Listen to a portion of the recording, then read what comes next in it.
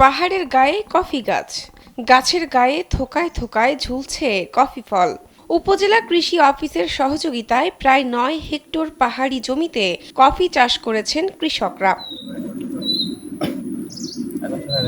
জানা যায় কফি চাষের জন্য আলো আঁধারি পরিবেশ প্রয়োজন, তাই পাহাড়ের বড় বড় গাছের ফাঁকে ফাঁকে অনায়াসে কফি চাষ করে ভালো ফলন পাওয়া সম্ভব।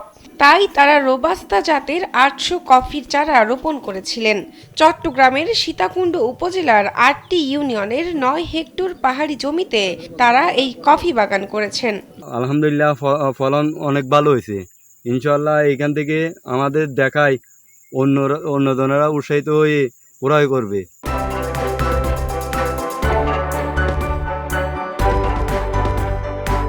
খুব সুন্দর ফলন হয়েছে।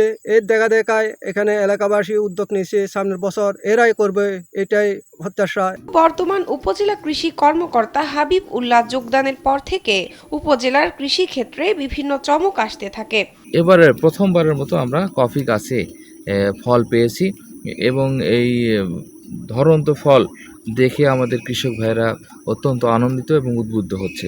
সহকারী কৃষি কর্মকর্তা নিজামুদ্দিন জানান, কফি গাছের তেমন কোনো যত্ন প্রয়োজন হয় না, তাই শ্রম কম লাগে।